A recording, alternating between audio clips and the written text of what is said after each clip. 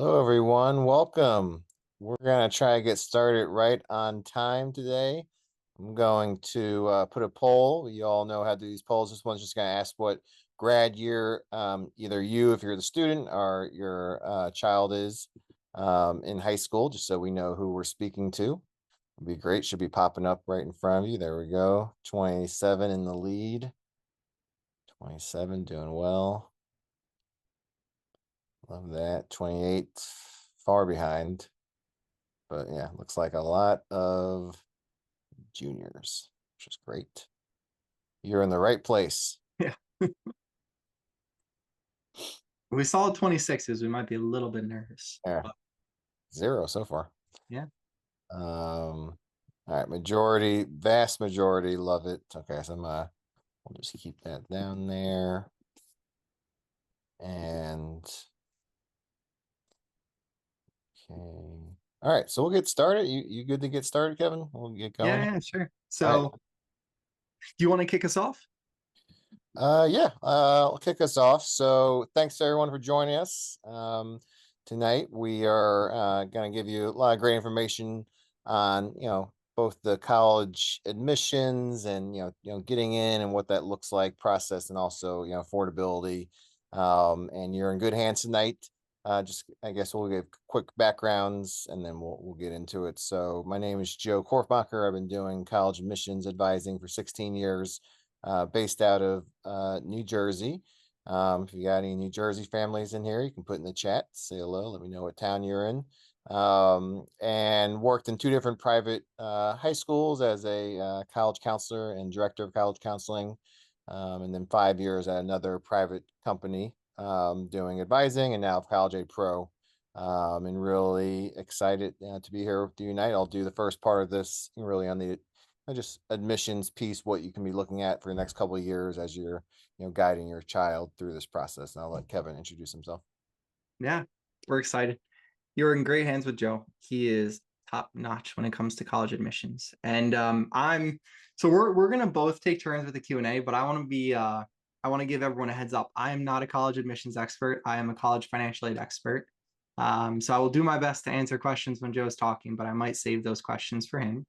And just a little bit about me, I got into this from financial services, right? So I started working in financial services, and I think naturally paying for college and you know investments, insurance, just all different vehicles kind of go hand in hand.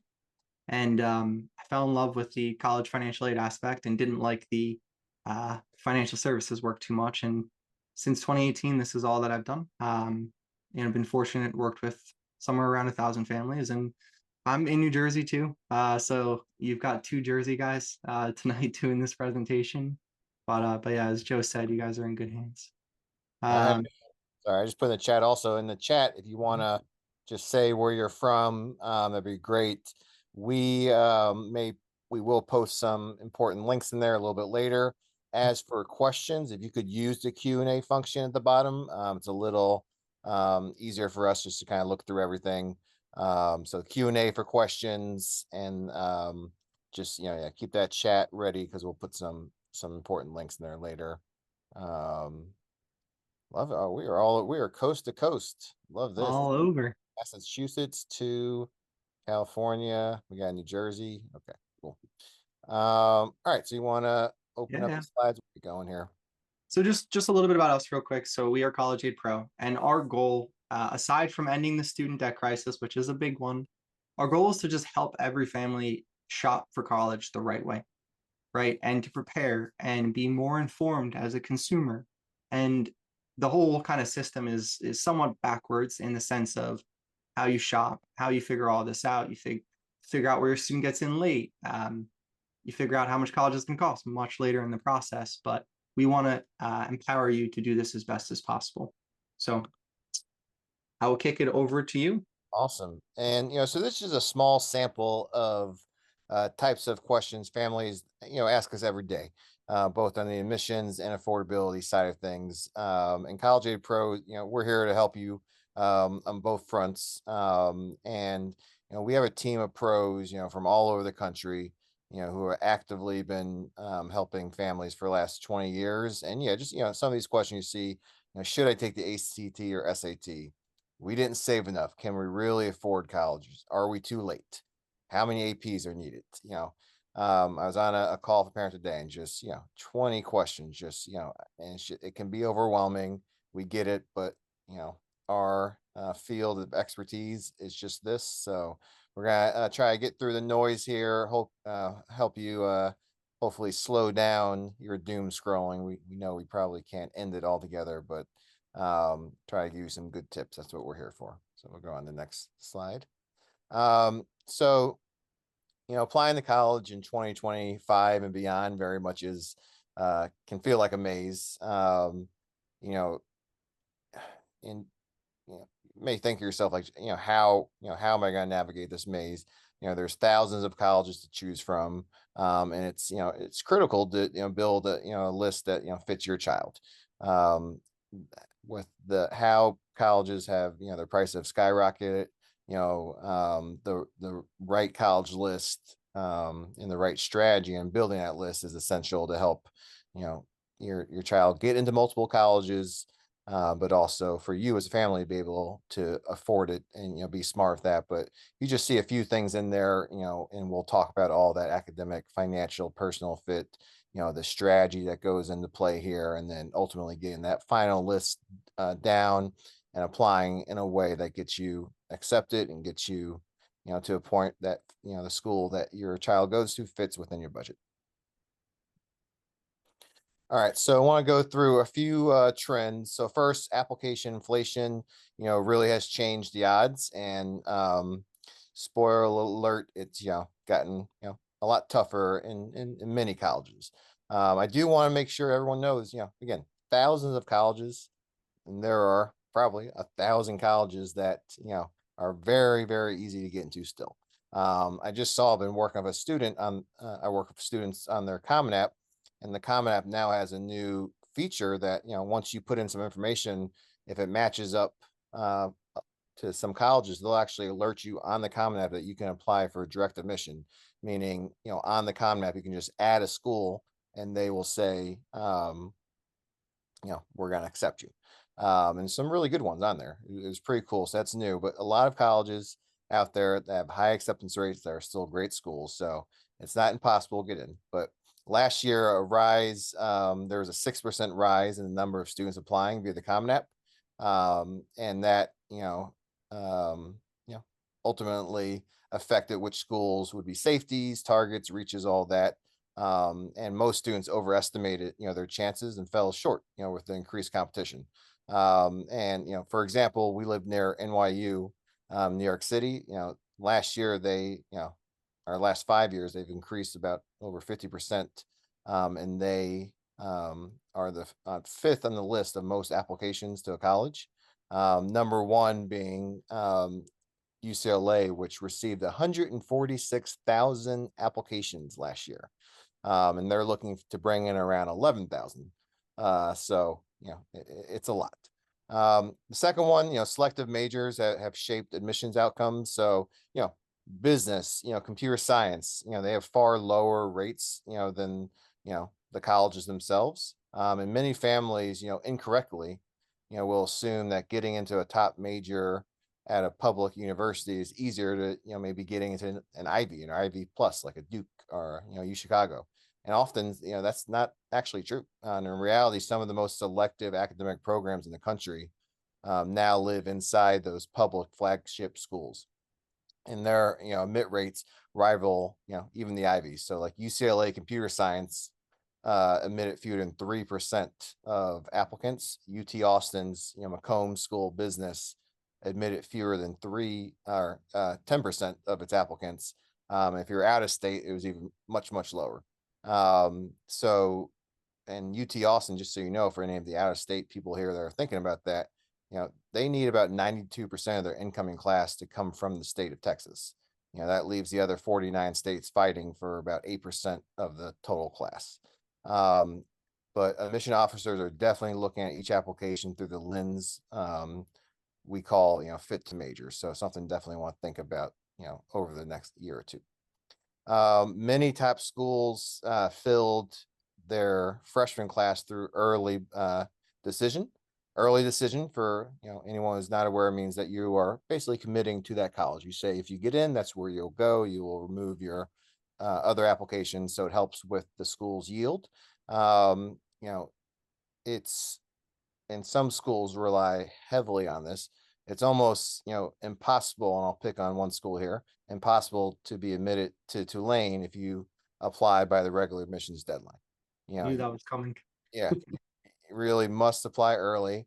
Vanderbilt, another great school down south, they omitted 61% of its incoming class through early decision last year. And Northeastern, intends to fill more than half of their class through ED, this year. Um, and just something you need to be aware of. And I in no way am um, you know, suggesting that you guys should apply early decision. That's a really big decision because ultimately you may have to just take the financial the awards that they give you. So it's something that you want to be really mindful about and look through. But a lot of schools still and will continue to focus on ED for getting in. And next, yep. So test scores have returned to power, and probably, a little bit more accurate to say that they never lost their power. And schools are once again just admitting that, they're what during COVID and the years following, a lot of schools out of necessity had to go test optional or test free just because students were unable to actually take it. Now that they're able to, a lot of schools are requiring in IVs are requiring the SATs. A lot of state schools, Florida, Tennessee, are requiring the SAT or ACTs. Um, so what I'll say here is there's still the majority of colleges are test optional. But I think every child, for the most part, should plan and prepare accordingly to take, at least two SATs or two ACTs. It does not matter which one. And it's worth the time and investment because many colleges will lean heavily on the score and will potentially give, merit money based on those scores. So it is important again. And just echoing that from a financial perspective, it could definitely help. Yep. And last, personal narrative is still, super important, but will it evolve? The answer is yes. And, personal narrative being, right now, the essays. There's so many, quantitative data points in a student's application, test scores, GPA, number of activities, things like that. The essay allows the admission counselor, who is now still very much a human, not a robot yet, connect to the student and see if they'd be a good fit within their campus. And it remains one of the most powerful ways to stand out, especially when grades and test scores look similar across applicants. And a lot of times, student or schools are looking for your child's brand to come out. And this is communicated through the personal essay, activities lists, and often the supplemental essays.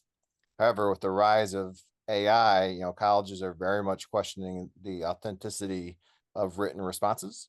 And we're going to see some changes, not so much this year, but I think in coming years where there will be more emphasis on video submissions or recorded interviews that will become more common, part of the process.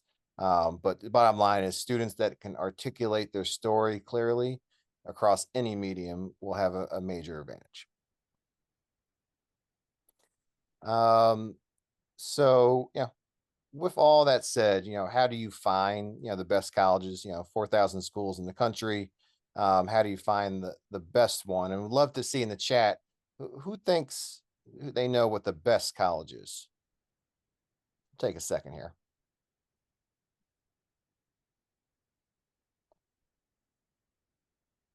Okay, chat coming through. Here we go. Whatever is best for the student. Like that answer. Is there a best college?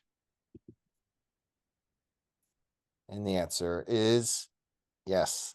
All right, you guys are on it. Cool. So no one's listing any schools. But yeah, a lot of variety or depends on a lot of different things on what you know is the best school for your student, but it's definitely wherever they will succeed academically, socially, and financially, from at the school. So we'll move on to the next slide. And when you're kind of thinking about what is that right college for my child, want you to visualize this funnel system, and just will briefly kind of describe this, then go into a lot more detail. But I think over the years, just super important, that your first, you're one, knowing a lot of colleges out there. That's good. Let's take a breath. Your child will get into school, multiple colleges. So let's funnel this down. How do we find those schools? We think it's important to start, with that academic fit. Does it offer the right program? And will you be with your academic peers? Meaning, it's great that you may get into a top selective school, but will you be struggling the whole time? That's not going to be good. But do they have your major that you think you want? And what will that learning experience be like while there? After that, we want to go right towards financial fit. Will it fit, in your college budget? Will be a positive, return on your investment? After buying a home, and in some states and colleges, before buying a home, it's going to be the biggest financial investment that you make. And it needs to be near the top of the funnel, because you have to be smart consumers here. After that, personal fit. Uh, the location, what's the campus like, what's the student to faculty ratio. I always tell my students who, they're in high school right now, and they're in class 40 hours a week. Like, when you're in college, you're in class maybe 15 hours a week. So what are you doing outside of the classroom? You're going to be there for, hopefully just 4 years, maybe more. And I want, the clubs, the Greek life, sports, what's off of campus, all that matters. It's not just academics. The majority of it is not academics.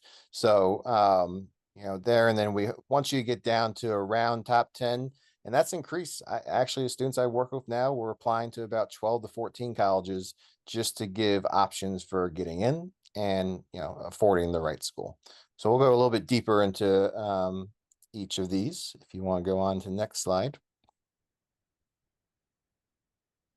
So academic fit, and you'll have these slides so you can look through it. But do you want finance? Do you want risk management?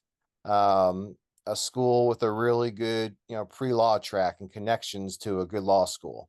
Co-op, for business technology, like a Stevens here in Hoboken that's near us. Or an engineering co-op program like at Drexel in Philadelphia. Do you want a 5-year, PA program like Lemoyne College, which is in Syracuse, Jesuit School has? Do you want to be a vet? LIU Post in Long Island, or Rowan in New Jersey could be a good fit.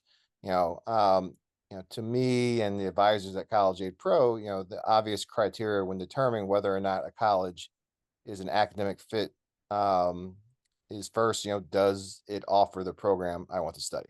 And I know a lot of, high school students have no idea, or think they know, but it's very important to start, having discussions, and thinking about what they may be interested in, and, having that as a starting point to begin looking at schools.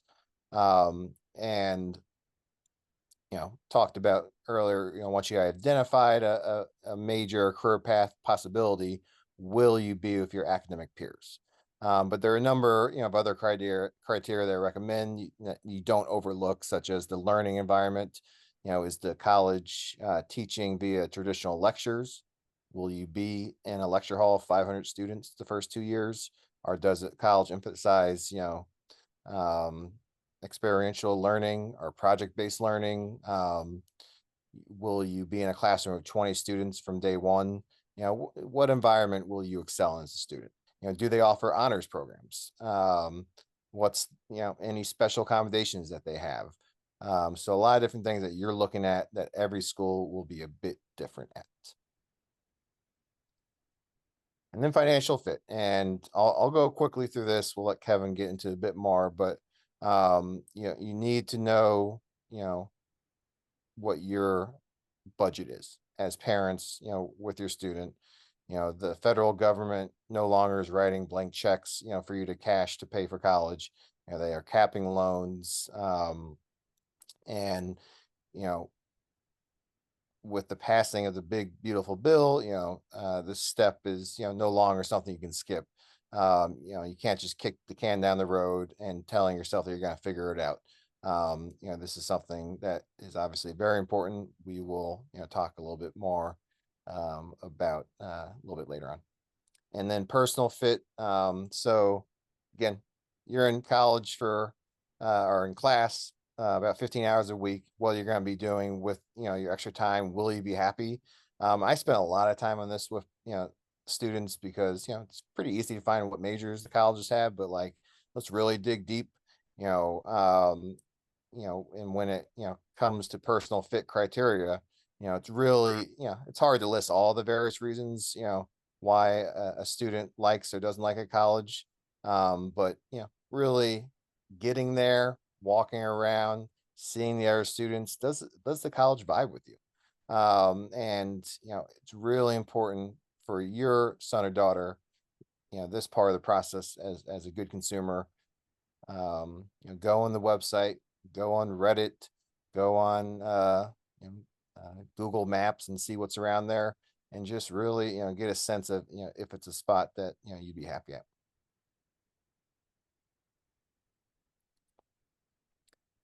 And then admission strategy. So high level overview. Um, if your son or daughter goes through this process and then summer before senior year, they have 10 very selective colleges, very selective being, that they, admit less than 30%, and then most selectives are under, 10%. If the list is all that, that's bad. That's it's not going to be, it may not turn out well. You need to have a balanced list.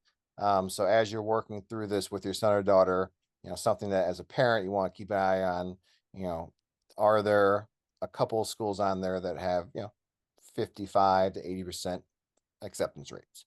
And I don't want anyone to get hung up on the acceptance rate, besides making sure there's a few schools on a list that have higher acceptance rates.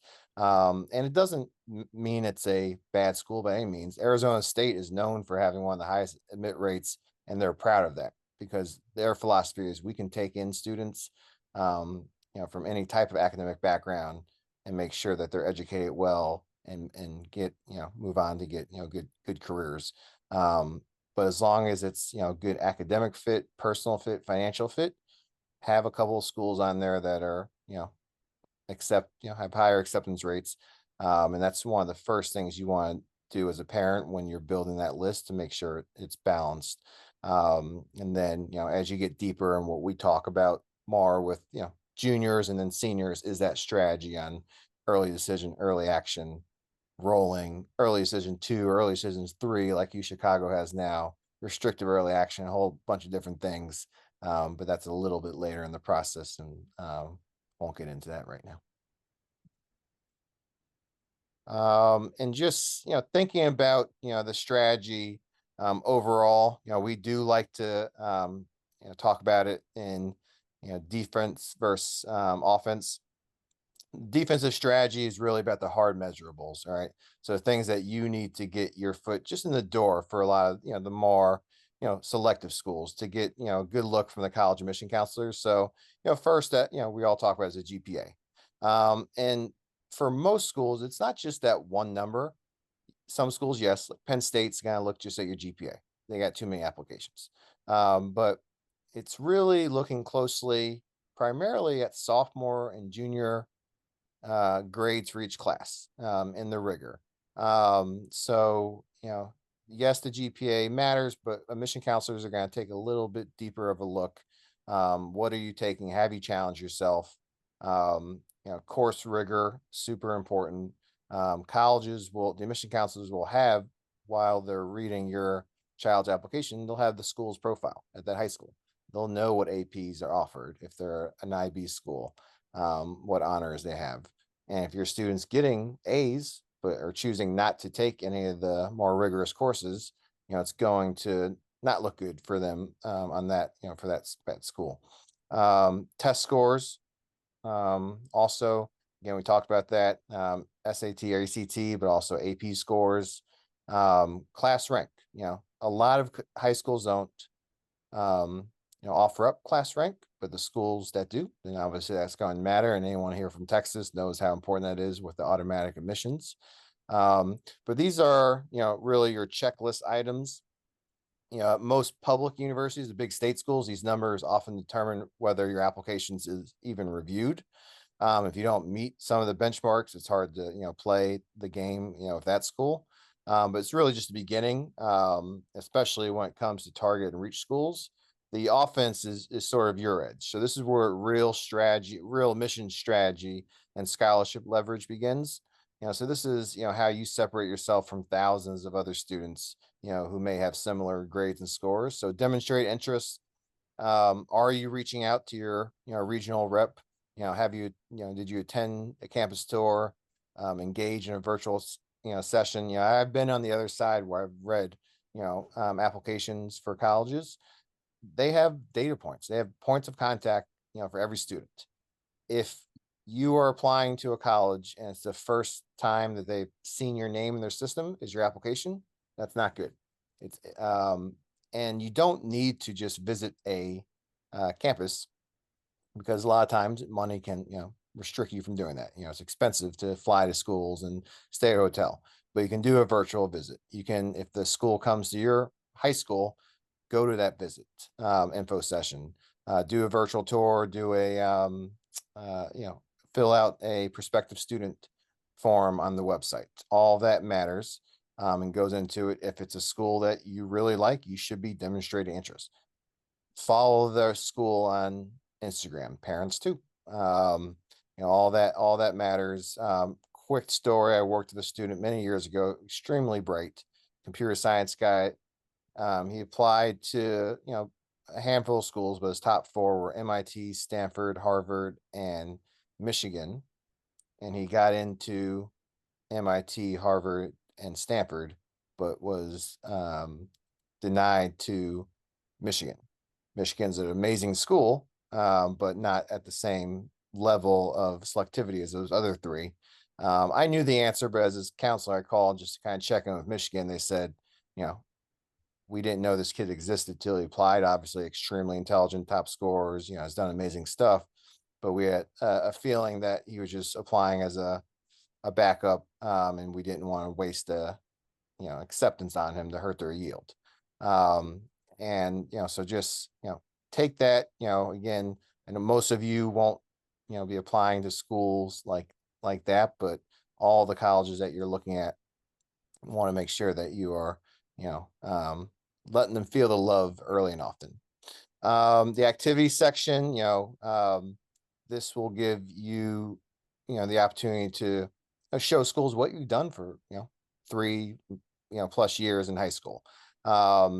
You only have up to 10 spots. Don't feel like as a parent, you need to pressure your student to do more, but what are they involved in and how can they, do more within that involvement, become a leader in a club. If they really enjoy, uh, tutoring, a classmate, maybe they can, start tutoring a few more students, maybe tutor some middle school, elementary, and grow their list, make a little money doing that, expand in whatever they're doing. And again, it's not about quantity at all here. They did a study years ago, who gets in Ivy Leagues, and many different metrics on that. One was the amount of activities they had on their list, and the answer was 4.5 was the average. So just remember that going forward. Letters of recommendation, these do matter. And for we have a lot of junior parents on right now. This is the year that most colleges would like to see a letter come from. So they'll have their guidance counselor, yes, but a lot of schools will ask for 1 to 2 other teacher recommendation letters, and it should be from junior year because it's when they apply to college will be the most recent full year. Uh, they should be thinking about now who may they ask based on what major they want, potentially how well they do in the class, the relationship they have with the teacher, all that. And they should also, they may want to ask that teacher towards the end of junior year before they go away for summer. Some teachers will stop and say, I only will accept 10, only will write 10 letters. So we want to get ahead of that. And lastly was the essay that we talked about. This is your human moment. It's not just, a story. It's, really the glue that, binds the application together. And everyone that's on here now, obviously you're not working on the essay, but it will become an important part of it, and something that your child should take seriously. But when done well, the offense can often override average measurables. Students with lower test scores or maybe unhooked profiles can still get into elite colleges because their applications have a strong narrative, strategy, personal clarity, all that. And again, all this we help students and families with. But I'm going to pass it off to Kevin to get into the nitty gritty of paying for a school that's $400,000. Fun part. Yeah, Um, you know what? Everyone, I told you I was gonna leave those questions for Joe. So Joe, I've left a bunch of questions in the Q&A for you. I thought it'd be best to let the expert answer. sounds good. Appreciate it. Of course. So from a financial perspective and kind of that whole financial fit aspect, where do you even start? Right? We're talking a lot right now, if you follow us at all, about NPCs and how inaccurate a lot of those can be. But our software, MyCap, is a great starting point to figure out how much colleges are going to cost and where you currently stand, not just financially, but that's a big aspect of it. So what I'm going to do is I'm going to drop in the chat the link if you are interested in creating your free MyCap account, where you would get started. Now, from a financial aid perspective, I think oftentimes the first reaction to the word financial aid is you have to qualify for it. Right. And that's true, but it isn't just based on your income and assets. There's many different types under the wider financial aid umbrella. Right. That first type is based on your financial profile, based on your income and assets, and it's called need-based grants. So that's something that you will literally have to qualify for based on how much you make, how much you have in non-retirement accounts, even in some cases, your home equity. Right. And then from a merit scholarship perspective, that has nothing to do with how much money you make or how can you still see my screen? Okay. Sorry, I moved it around for a second. But it Yeah, has nothing to do with how much money you make, but it does have a lot to do, and it's primarily right based on your students' GPA, their test scores, their talent profile. And sometimes, right, there could be scholarships for things like someone who's in the choir or someone who wants to join the marching band or different aspects. There's of course athletic scholarships as well. So that's a whole nother bucket of free money. And then lastly would be self-help. And self-help is not free money, right? Self-help would be you have to work for it via work study, and your student has to work for it. Obviously you have to work too to pay for college, but and then in addition to that, it would be loans. All right, and loans could be the federal direct student loan, but then there could also be institutional loans directly from the colleges. And some of those also have interest subsidies, depending on if you qualify for them or not. But big picture, financial aid's a discount, right? That's the easiest way to think about it. One way or another, financial aid is ultimately a discount. Now, how do you understand how much need-based aid, right, you would be eligible for? That's going to be based on the full cost of the college, the sticker price, and the sticker price includes tuition fees, room board, books, personal expenses, transportation, minus your student aid index. And your student aid index is a percentage of your income, a percentage of your assets, but it's ultimately the number that's used to determine your need-based eligibility. And an easy way to think of it is, well, hey, that's how much the colleges and the government think that we can pay per year out of pocket. And the difference between those is your need. And your need is how much you're eligible for, but it's really important to understand that not every college meets your need, right? So some colleges might give you none of it. And a great example for us here in New Jersey is someone goes and applies to Penn State, they're not going to get any need-based aid, right? Regardless of what their student aid index is. But if a family with a student aid index of $10,000 applies to Vanderbilt, they're going to pay $10,000 a year for Vanderbilt, even though it has a $100,000 sticker price. So it's really important to understand that these colleges all treat this differently, and they all award a different percentage of your need and how much you qualify for. And one of the largest aspects of your SAI, that number that's used to determine how much you're eligible for, is your income. And what's a little bit tricky, what's a little bit confusing, is that they use the prior year. And the easiest way to think about what is the prior year for our family, take your student's high school graduation year and subtract 2. So if you have a junior, right, they're going to graduate as class of 2027, and the current tax year that we're in, 2025, will be the base income year. And the main number they're looking at is your adjusted gross income. That's line 11. That's not the only number they look at, but that's one of the main ones. And in addition to that, students can earn quite a bit of money before it actually counts against them on the FAFSA, just on the FAFSA. It's $11,510. All of that income is excluded. However, any dollar above and beyond 11,510, it's assessed at 50 cents per dollar, right? So literally 50% of what they make above that number, it ultimately goes towards your SAI, which reduces your need-based eligibility.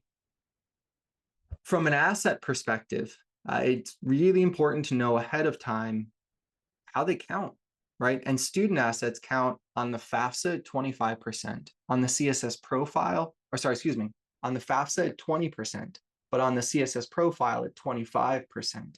Right? That's a really significant impact. If your student has $10,000 in savings, you're going to lose $2,500 of need-based eligibility to CSS profile school per year. Really makes a difference. And parent assets, those are counted at a much, much lower percentage, 5.64%. So it's nearly a quarter of the impact of student assets. So really big difference here. And one of the big things that can get a little bit tricky, and we'll jump to that right now, is, well, a 529, is that a parent asset or is that a student asset? So the 529 is always a parental asset. And it's good to know that now, with a change that happened back, it was the 24-25 FAFSA, so it's been a little while. You don't report on the FAFSA your other children, the student who's the other children you have in your house who's you're not filing their FAFSA, right? You don't include their 529. You only include the 529 for the student whose form you're filing. And grandparent 529s, those don't go anywhere on the FAFSA, right? And parental 529s, obviously, if you're the owner and your student whose form you're filing is the beneficiary, then those do go on the 529s as a parent investment, right? Not a student asset. So lots of possibilities here. And it's really important to understand how 529s are treated. Another aspect, and what some of the colleges look at that use a form called the CSS profile, that's a whole nother financial aid form through College Board, in addition to the FAFSA, is they look at your home equity, right? And we're picking on a few schools here, so it's not necessarily fair. But NYU, for example, they use every dollar that you have in your house in equity, right? So that's the difference between the value less any debt. They count that at 5%, the exact same as they treat a college savings plan, a 529. So it's a little bit wild in terms of how they treat your home equity, and it could really make a difference in terms of how much colleges cost. And that's something that if you have a ton of equity and you're hoping to get need-based aid, something you want to plan for and you want to consider. BC is another one that uses 100% of equity. So does Syracuse. Miami doesn't. But, it's confusing. They literally all treat your equity different. Some cap it at a multiple of your income. Some don't use it at all. I mentioned Vanderbilt earlier, and I mentioned, or I haven't mentioned, but Princeton too, right? Some really good competitive schools. They don't use home equity at all. So definitely something to keep in mind, and definitely consideration if you're ultimately trying to maximize how much need-based aid you get. Now, there was a huge change this year for business owners. There was a period where it was 2024 actually, where you had to add small family-owned businesses on the FAFSA, right? Even if there was only a couple of employees. But one of the big changes as part of the One Big Beautiful Bill is that businesses with fewer than 100 employees are excluded, right? So small family-owned businesses, they're excluded from the FAFSA. That's always going to be on the CSS profile, right? They ask for everything, but on the FAFSA, they don't include small family-owned businesses. So there's a big opportunity, right, for FAFSA-only schools to leave a business out if you have a lot of equity in the business. Maybe the business owns a lot of machinery, buildings, real estate, etc. But on the CSS profile, it's an important consideration because they're going to treat that equity sort of the same as they're going to treat an asset, right? A non-retirement asset that you have. So that could ultimately make college more expensive if you have a lot of assets within your business at CSS profile schools. Now, for divorced or separated families, there's always a really big opportunity to be strategic. And the earlier you figure out that strategy, the better off you're going to be, and the more you're going to look at the right colleges. So some schools only use the FAFSA, right? And on the FAFSA, only one parent's information goes. And the way that they ask for to determine who that parent is it's the parent who provided the most financial support in the 12 months leading up to the day you file the application. But there's a lot of ways that one parent can provide more support over another, even if it's not the parent a student lives with, or if it's a parent with lower income. So it's a very big planning opportunity from a FAFSA perspective. Now, on the CSS profile, a lot of CSS schools require an additional form called a non-custodial profile. Basically, it's a CSS profile for the other parent. So a lot of them are going to see that other parent's information regardless, but there's some like Providence and Santa Clara that don't, right? They don't look at the other parents, and Vanderbilt doesn't either. They don't look at the other parent's information. They only base the offer on the custodial parent, the parent who provides the most financial support. So definitely a big opportunity there to use this to your advantage when building a school list, when planning ahead in terms of what's going to be your strategy for the forms and how much financial aid you're going to qualify for. So you want to give some thought to this now. Junior year it's definitely not too early. I'm not going to say it's late, but ideally you want to think about these things freshman and sophomore year, right? You want to think about these things and have enough time to make any changes that need to be made, whether it's from who's paying support, from a tax perspective, whatever it may be. So planning ahead is always best. And it's fair to say there's a lot of families who don't qualify for need-based aid, and we totally understand. I'd say more than half of the families who work with us one-on-one for this process don't qualify for any need-based aid. What we need to focus on is merit-based aid if you want a discount, right? If you don't qualify for any need-based aid, you have a really high SAI, any school that meets 100% of demonstrated need, whether it be Notre Dame, a Harvard, a Northwestern, a Vanderbilt, any of them, right? You're going to literally pay whatever your SAI is. And if it's over 100,000, you're going to pay $100,000 a year for college. And I think it's hard to argue any college is worth that price, but let's say that you agree with us and you didn't want to spend $100,000, right? And you wanted to spend less. Well, then we have to find the colleges that are going to discount for your family. And the type of discount that you'd be eligible for should be merit-based aid.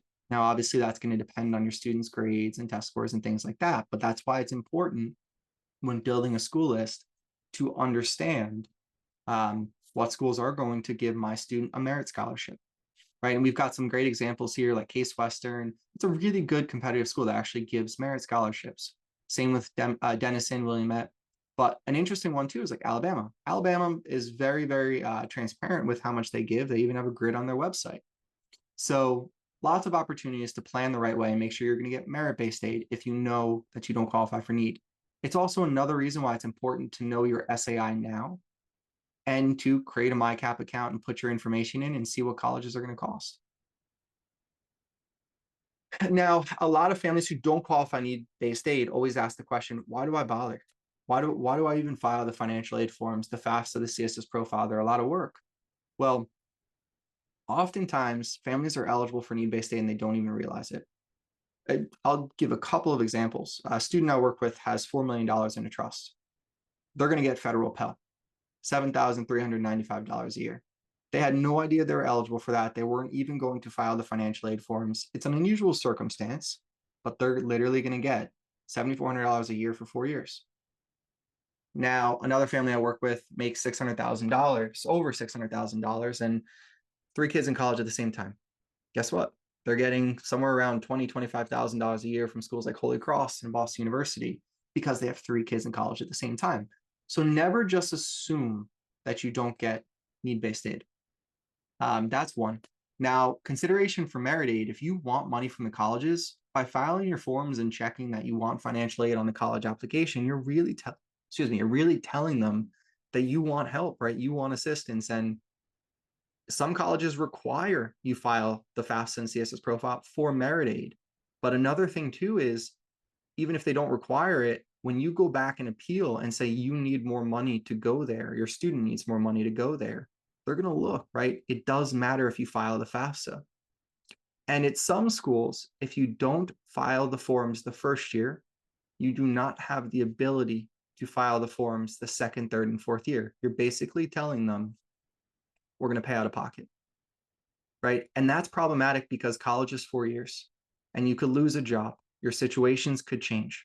And you want to have the ability to go back and appeal later on if that does, unfortunately, happen for your family. And obviously, we've already talked about appeals, but you need to file the forms to be able to appeal. I worked with a family who came to us very, very late last year in March, and only family I didn't get more money from Loyola Marymount, California. And it was simply because they didn't file the FAFSA, and the school even told them that. Every other family at a minimum got another $1,000 a year. So it's really important to just look at big picture. There's so many reasons to do it, with the last being that if you want your student to have their skin in the game, small loan helps build credit called the Federal Direct Student Loan. Can't get that loan unless you file the FAFSA. So tons of reasons to do it. The only reason not to do it is for the sake of time. But those are the main ones, and that's everything on the financial aid side that I wanted to cover tonight.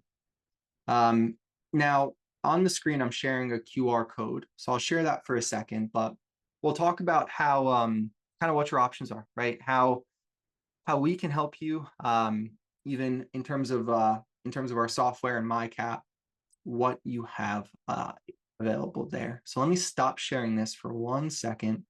Actually going to screen share a different page.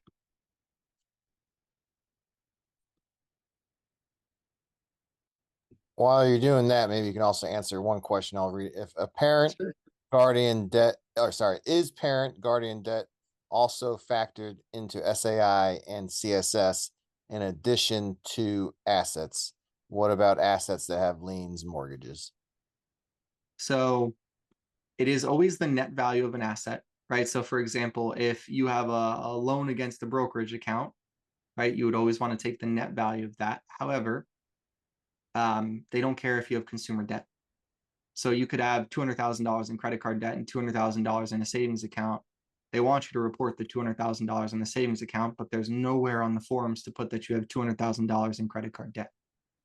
So it's a little bit unfair. Now, in terms of a mortgage, I mean, your primary home only goes on the CSS profile, and they do ask you the value, and they ask you how much debt do you have against it. So that is factored in. But from a consumer debt perspective, they don't care. It's not even a great reason to appeal. So it's very unfortunate. That's why it is important to look at the right schools, look at the schools that are going to give you a break one way or another, but also understanding the strategy, right? Like what can be done? How should you reposition yourself to qualify for more money? Any other financial aid questions come up while I was going through the slides? Yep, I think I answered them all. 50% of those would be right, I think I answered.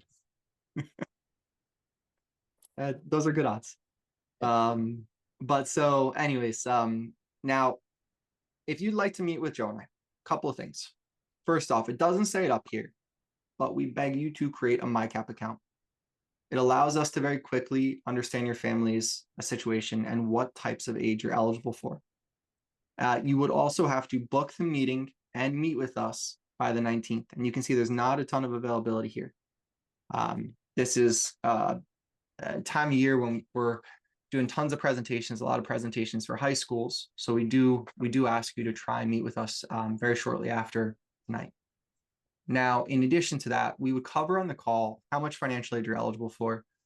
We would try and figure out, are you missing any opportunities, right? Are there any areas that we could support you and we could actually save you money or make a difference? And just try and figure out if you're better. And truthfully, there are a lot of families that we meet with and we say, you're a DIYer. That's how you're going to approach the process. But if we feel like you would really benefit from expert help and save a lot of money or avoid really costly mistakes, we'll absolutely tell you that. And we'll explain the different packages that we offer to work with families. Right? We help families through this entire process on both sides. Right? On the financial aid side, everything from what colleges are affordable to what do I put on my FAFSA CSS? I'm divorced. Who's the primary parent? You name it. Help me appeal for more money. Help me figure out how I'm going to pay. And then Joe, you could speak better on the admission side, but obviously, Yeah, yeah, we help students through every facet of the admissions process. So, determining testing timeline, uh, what courses they should be taking junior, senior year, what they should be doing in the summer, but really also hyper focused on building that college list that I talked a lot about. And just today, I was working with a girl that, I've been her advisor for past year. She's looking for geology, and a school that I put on her list I thought would be good that she hadn't heard about was Beloit in Wisconsin. And she ended up today finding out that she got a $48,000 per year. So just a tick under $200,000 for 4 year scholarship. They're presidential, and she went there, actually visited, loved it. And that's why I do this. Try to find schools that maybe students haven't heard of, but could be an awesome fit for them. And then help obviously with the application process, essays, the project management, all of that. So but and someone, I think, yeah, they people just want to know how they can sign up for that, for the consults. so here's the page. I just shared the page that we're currently showing, and I will share that QR code in a second too. I still have one more thing to go over on that side, but I'm also going to share the scheduling link to book a consult. Um, I just shared that as well. That'll be in the chat, everyone. The last link, Yep. you can click on that to schedule a consult. And I will share the QR code in a second too for anyone on their phone. You can screenshot it. And then the last thing or two more things. One is if you're a DIYer, right? We totally get that. If you sign up for MyCap Premium, which is less than $5 a month, you would have the ability to put in unlimited schools, right? Access to members only resources and really full access to everything that our software has to offer. And if you're going to do this on your own, it's going to be really important to have at least that in your corner. And lastly would be the recording. We got a ton of questions about will we share the deck. We don't actually share the PowerPoint presentation that we're showing, but we do share a recording. So you'll get a full recording of the presentation. I believe it'll either be tonight or tomorrow from our wonderful team. So I'll stop sharing that for a second, and I will go back to the QR code just for anyone on their phone. Perfect. But do you want to take the last two questions? Well, I guess technically there's only one question live. And then if we do have another minute or two, if anyone has any questions they want to throw in the Q&A, go for it. Any questions that, we will stay on till participants go down to 2, or it's 8 o'clock Eastern time, whatever happens. Um, I, have a couple admissions meetings after this with some students. I'll be filing a FAFSA and a CSS profile right after this. Yeah, Dimitri, you can write your, the way, here we go. That's should be a pretty easy one. So join late, have a junior. When do you file the FAFSA? I think you want to take this one? Yeah, I think I can do it. All right. So yeah, if you have a junior, you will, just like when the college applications are happening next year as a senior, that is when you will file the FAFSA. However, it will be based on the income year that is currently happening. So prior to that. Yep. And one thing too, and we'll say this again next year if you're following us, but like, don't panic. Everyone panics this time of year. Don't panic. Take deep breaths. Everything usually opens around October 1st from a financial aid perspective. Sometimes the forms open a little bit early. That doesn't mean you have to get everything done by October 1st, right? We do this for families for a living, and we don't do anything October 1st. It is not first come, first serve, regardless of what you hear online or whether it's Facebook or another presentation or anything like that. So, Man, we are getting booked. I'm getting alerts. This is good. People are booking. Probably a few more spots if you guys want to make sure again on the chat, click on that link. The 15-minute consults are free. How accurate is your financial aid software? Kevin, you want to take this? I, Maybe. I do. You know why? Because I'm Kevin Degnan, our CNO, and I have been talking a lot tonight about Northwestern.